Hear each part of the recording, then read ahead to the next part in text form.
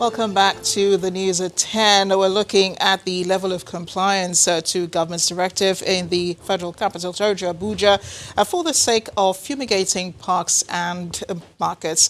Our correspondent, Kayla Megwa, has this report.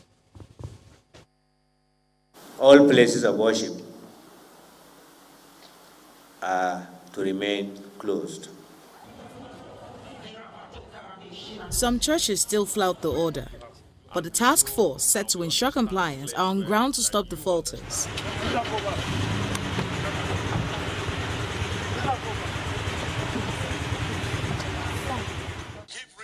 However, many churches in compliance with the order have gone online.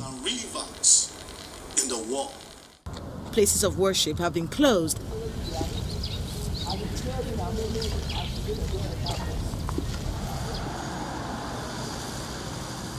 Streets known for heavy traffic following church services are almost empty across the city center.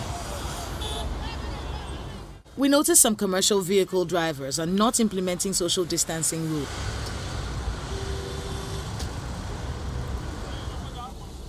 At the Utako Motor Park, there are no vehicles loading inside, and full fumigation of the premises is in progress.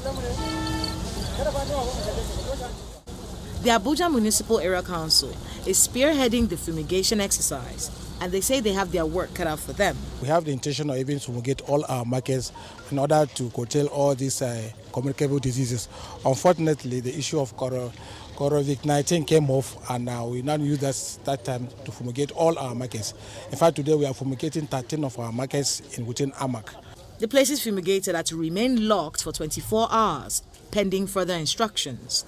Residents of the nation's capital may be waking up to the reality of COVID-19, and these empty streets must remain empty to flatten the curve of this virus. Kayla Megwa, Channels Television News.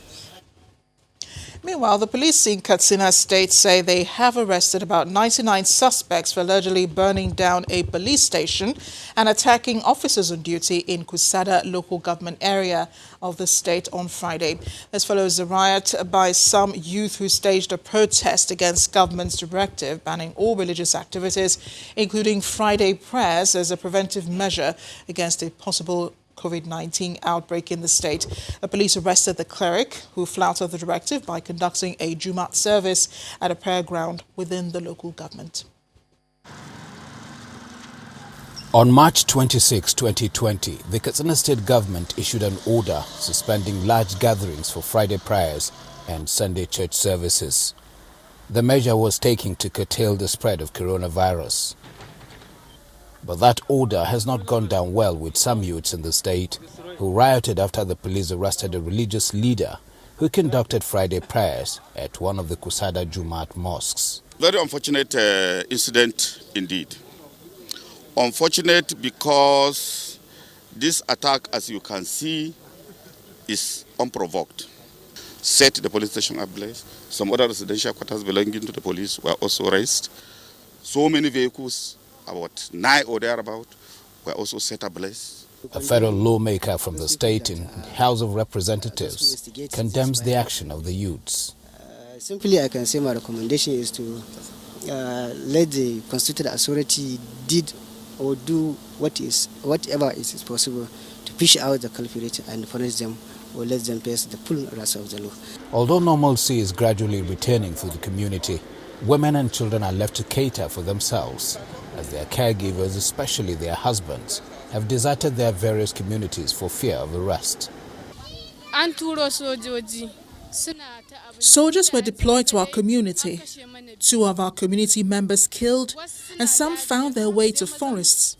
As I'm talking to you, our husbands are inside the forest, leaving us fetching water and taking care of ourselves. Those affected are calling for government assistance. During a visit to areas affected, Channels Television learned that business activities are at a standstill because of the curfew in place. Meanwhile, the State Commissioner of Police, Sanusi Buba, had since deployed police patrol teams and a special joint security task force to enforce the ban on public gatherings in the state. Health workers armed with temperature monitoring devices and sanitizers have been screening road travelers on all entry points into Borno State in the northeast. A state committee on COVID-19 headed by the Deputy Governor Umar Kadafer supervised the session as the body temperature of the travelers is checked. He explained that those with travel history of interest that had flown into Maiduguri were tested and the results had come back negative, all of them. The Deputy Governor says the new measure will help ensure that no one imports the disease from other parts of the country into the state. Israeli nationals resident in the Federal Capital Territory, Abuja, and in Lagos, Nigeria's commercial capital, are being airlifted out of the country as a precaution against contracting the coronavirus disease. The Israeli Deputy Chief of Mission, Mr. Yotam Kreiman, who supervised the evacuation at the Nnamdi Azikiwe International Airport, explains that the exercise became necessary owing to the global increase in the number of cases of COVID-19. A private Nigerian airline is evacuating 274 Israelis made up of embassy staff and other nationals working for private companies in Abuja on a direct flight to Israel. The Lagos contingent was earlier airlifted from the Murtala Mohammed International Airport to link up with their counterparts in Abuja. Being 60 years of the diplomatic relations and friendship between the State of Israel and the Federal Republic of Nigeria. What you have seen today, it was an historic moment. It was an historic flight. For the first time ever, a Nigerian airline was flying with more than 200 Israelis, women, children, and elderly people because of the regulation and the crisis that is right now all over the globe, and of course also in Nigeria, the coronavirus crisis. This is something that I was dreaming about, not on this occasion, but unfortunately we had this beautiful flight, direct flight, done by the Nigerian airline for the first time, flying for 5.5 hours over Sudan, over Egypt, and of course before that, over Chad. Sunday service today failed to hold in Yenagoa, the Bayelsa state capital, as many churches complied with the state government's order banning all public gatherings, including religious activities.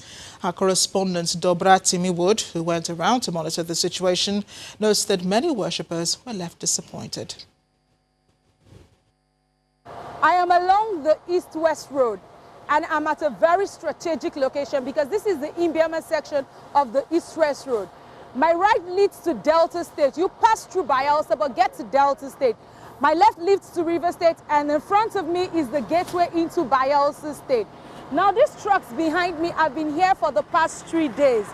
It has been a lockdown on this region, as every state that has their border at this point have said no entry, no exit.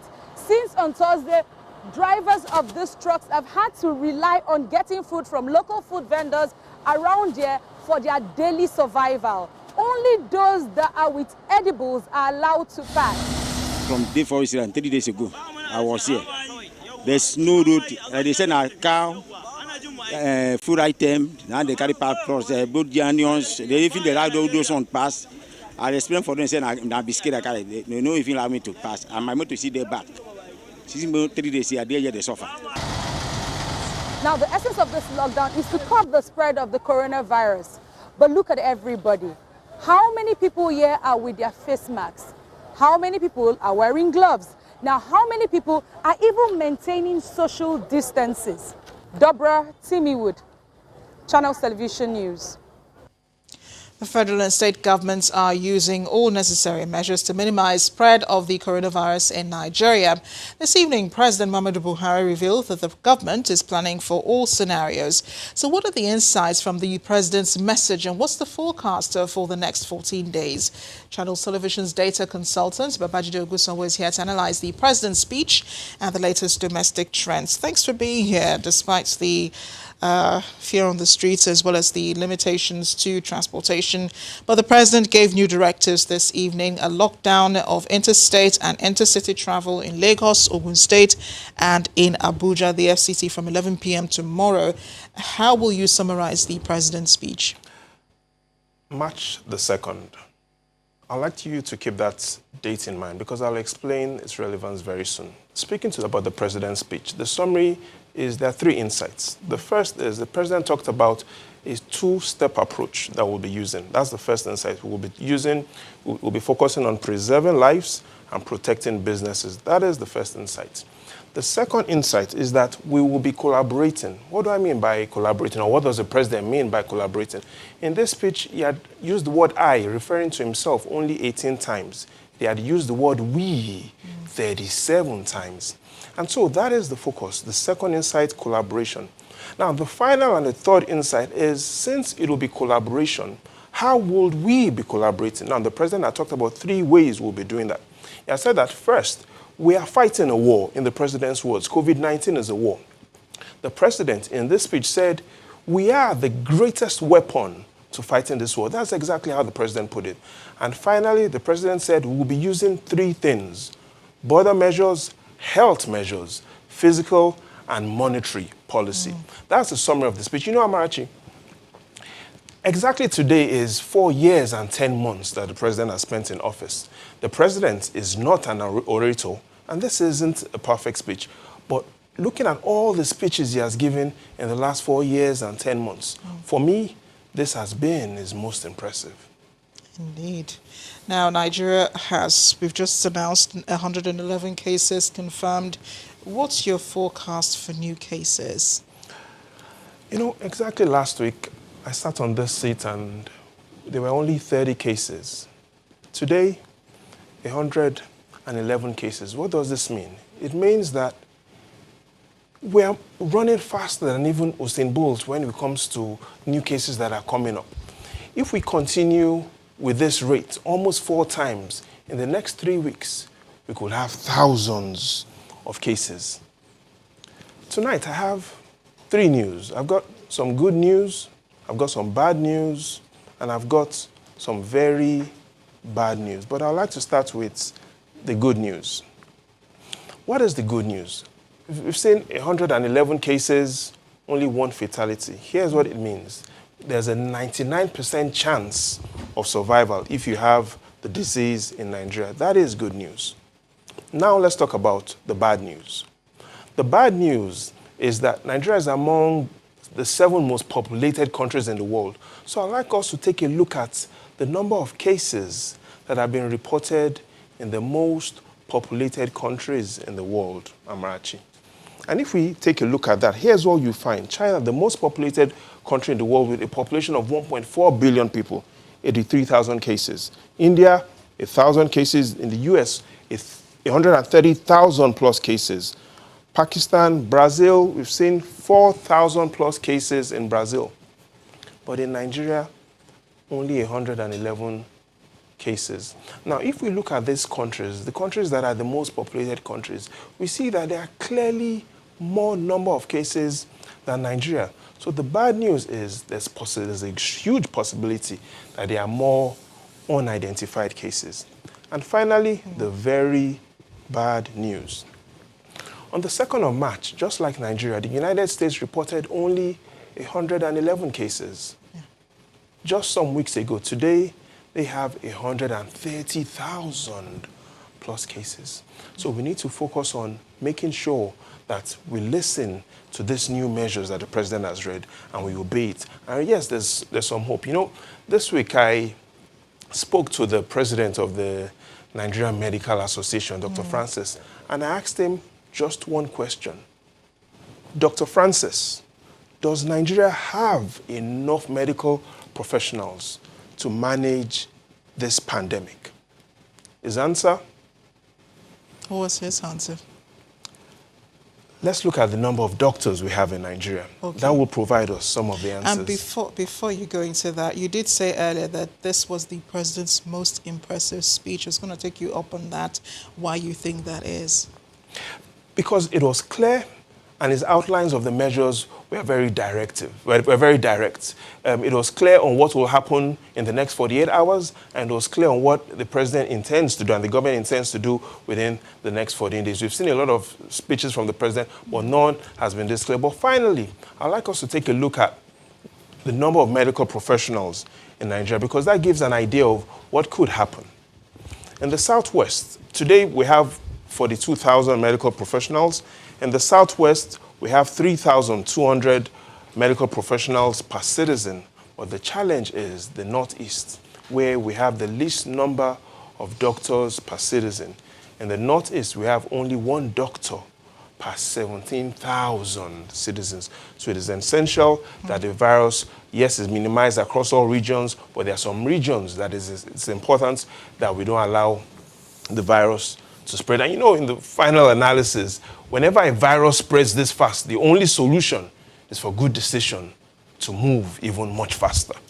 Babajide, I love the way you do the numbers. You've put out some really grave numbers out there. Thank you again for being here on the News at 10. Hopefully you'll be with us again next week.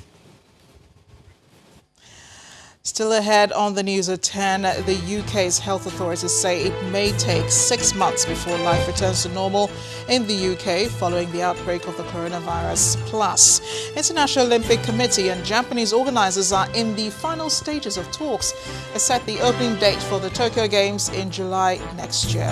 More in sports news. Stay with us.